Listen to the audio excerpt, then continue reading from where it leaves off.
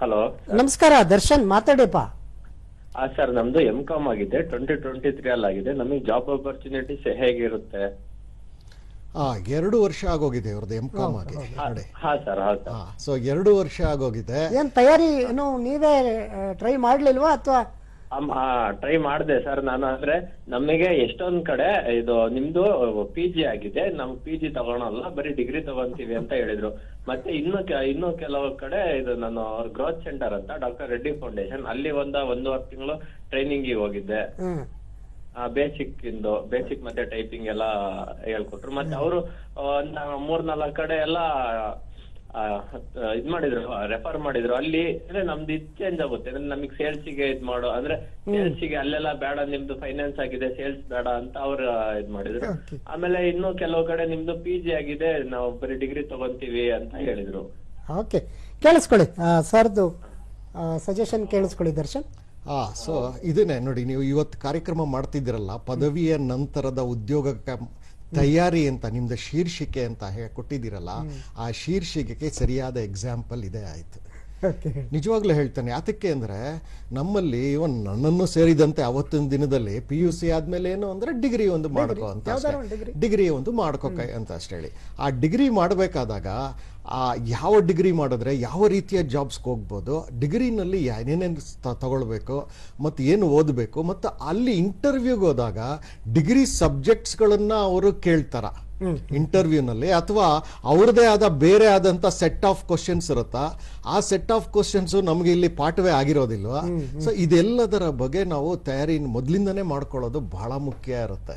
ಮೊದಲಿಂದ ಅಂದ್ರೆ ಯಾವಾಗ? ಅಂದ್ರೆ ಇತ್ತೀಚೆಗಂತೂ PUC ಇಂದಲೇ ಶುರು ಆಗ್ತಾ ಇದೆ. PUC ನಲ್ಲಿ ಅವ್ರು ಕಾಮರ್ಸ್ ತಗೊಳ್ತಿದ್ದಾರೆ ಅಂದ್ರೆ, ಅಥವಾ ಹ್ಯುಮ್ಯಾನಿಟೀಸ್ ಆರ್ಟ್ಸ್ ತಗೊಳ್ತಿದ್ದಾರೆ ಅನ್ನೋದಾದ್ರೆ, ಅಥವಾ ಈ ಸೈನ್ಸ್ ತಗೊಳ್ತಿದ್ದಾರೆ ಅಂದ್ರೂ ಅಲ್ಲಿಂದನೇ ಪ್ರಾರಂಭ ಸ್ಟಾರ್ಟ್ ಆಗೋಗ್ತಾ ಇದೆ ಇತ್ತೀಚೆಗೆ. ಇನ್ನೂ ಒಂದು ಟ್ರೆಂಡ್ ಇದೆ, ಅದಂತೂ ಇತ್ತೀಚಿನ ದಿನಗಳಲ್ಲಿ ಆಗಿರುವಂಥ ಟ್ರೆಂಡ್ಗಳು. ಹೈಸ್ಕೂಲಿಂದಲೇ ವಿದ್ಯಾರ್ಥಿಗಳಿಗೆ ಒಂದು IAS ಬಗ್ಗೆ ಆಗ್ಬೋದು, ಉದಾಹರಣೆ ಕೊಡ್ತಾ ಇದ್ದೀನಿ, ಒಂದು ಸಿವಿಲ್ ಸರ್ವಿಸ್ಗಳ ಬಗ್ಗೆ ಹೈಸ್ಕೂಲಿಂದಲೇ ಟ್ರೆಂಡ್ ಸ್ಟಾರ್ಟ್ ಆಗೋಗ್ತಾ ಇದೆ. ಅಥವಾ ಈ ರೀತಿಯ ಒಂದು ಯಾವುದೇ ಒಂದು ಮಲ್ಟಿನ್ಯಾಷನಲ್ ಕಂಪನಿಗೆ ಹೋಗ್ಬೇಕು ಅನ್ನೋದಾದ್ರೆ ಅಲ್ಲಿ ಕೇಳುವಂತಹ ಪ್ರಶ್ನೆ ಇರುತ್ತಲ್ಲ ಇಂಟರ್ವ್ಯೂನಲ್ಲಿ, ಆಪ್ಟಿಟ್ಯೂಡ್ ಟೆಸ್ಟ್, ವರ್ಬಲ್ಲು, ನಾನ್ ವರ್ಬಲ್ಲು, ಈ ಥರ ಲಾಜಿಕಲ್ ರೀಸನಿಂಗ್ಸ್, ಇದೆಲ್ಲದರ ಬಗ್ಗೆ ಅಲ್ಲಿಂದಲೇ ಅವ್ರಿಗೆ ಎಲಿಮೆಂಟ್ರಿ ಆಗಿ ಹೇಳ್ಕೊಂಡು ಬರ್ತಾ ಹೋಗ್ತಾರೆ. ಅಲ್ಲಿಂದಲೇ ತರಬೇತಿಗಳು ಕೆಲವೊಂದು ಸ್ಕೂಲ್ಗಳಲ್ಲಿ ಅದನ್ನು ಕೊಡಿಸುವಂತ ಒಂದು ವ್ಯವಸ್ಥೆಗಳು, ಅದನ್ನು ಕೂಡ ಇತ್ತೀಚಿನ ದಿನಗಳಲ್ಲಿ ನೋಡ್ತಾ ಇದ್ದೀವಿ. ಅಂದ್ರೆ ಇದೆಲ್ಲವೂ ಮುಂದೆ ಪದವಿ ಹಾಕ್ತಿದ್ದಾಗೆ ಅಥವಾ ಪೋಸ್ಟ್ ಗ್ರಾಜ್ಯುಯೇಷನ್ ಆಗ್ತಿದ್ದಾಗೇನೆ ಕೆಲಸ ಸಿಗಲೇಬೇಕು ಅನ್ನುವ ಒಂದು ಮಾನಸಿಕತೆಯಿಂದ ಮಾಡ್ಕೊಳ್ಳೋವಂಥದ್ದು, ಆದಮೇಲೆ ಪರದಾಟ ಮಾಡೋವಂಥದ್ದಲ್ಲ. ಅಂದರೆ ಇದು ಬಹಳ ಮುಖ್ಯ ಇರುತ್ತೆ. ಕಮ್ಯುನಿಕೇಷನ್ ಇಂಗ್ಲೀಷ್ ಆಗಿರ್ಬೋದು, ಅಥವಾ ಸಂವಹನ ಕನ್ನಡವೇ ಆಗಿರ್ಬೋದು, ಅಥವಾ ಇಂಗ್ಲೀಷಲ್ಲೇ ಆಗ್ಬೋದು, ಮಾತನಾಡುವಂಥ ಒಂದು ಶೈಲಿ ಅದನ್ನು ಕಲ್ತಿರ್ಬೇಕಾಗತ್ತೆ. ಈಗ ಎಲ್ಲೇ ಇಂಟರ್ವ್ಯೂಗೆ ಹೋದಾಗ ಅಲ್ಲಿ ಕೇಳ್ತಾರೆ, tell me about your self ಅಂತ, ನಿಮ್ಮ ಬಗ್ಗೆ ಒಂದು 4 ಮಾತಾಡಿ ಅಂತ. ಹೌದು, ಹೆಂಗೆ ಕೇಳ್ತಾರೆ ಅಂತಂದ್ರೆ, ಅವರು ಮುಂದಿನ ಪ್ರಶ್ನೆ ಕೇಳುವವರೆಗೂ ನೀವು ಮಾತಾಡ್ತಾನೆ ಇರಬೇಕು ನಿಮ್ಮ ಬಗ್ಗೆ. ಇಲ್ಲಿ ವಿದ್ಯಾರ್ಥಿಗಳು ಸೋತೋಗ್ತಾರ.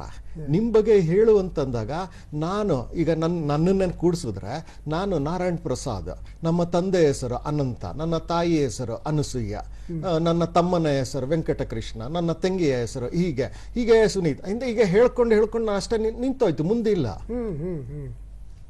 ನನಗೆ 1 ನಿಮಿಷದ ಒಳಗೆ ನನ್ನದಾಗೋಯ್ತು. ಆದರೆ ಅವರು ಮುಂದಿನ ಪ್ರಶ್ನೆ ಕೇಳುವವರೆಗೂ ನಾನು ಹೇಳ್ತಾ ಹೋಗಬೇಕು.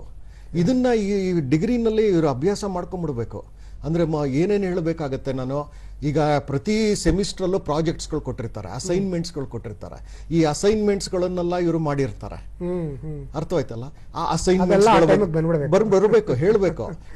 You should start speaking. ಅಥವಾ ನಿನಗೆ ಒಂದು ಹಾಡಿನ ಬಗ್ಗೆ, ಸಂಗೀತದ ಬಗ್ಗೆ ನಾಲೆಡ್ಜ್ ಇದೆ ಅಂದ್ರೆ, ಆ ಸಂಗೀತದ ಬಗ್ಗೆ ಎಲ್ಲ ಮಾತಾಡ್ತಾ ಹೋಗ್ಬೇಕು.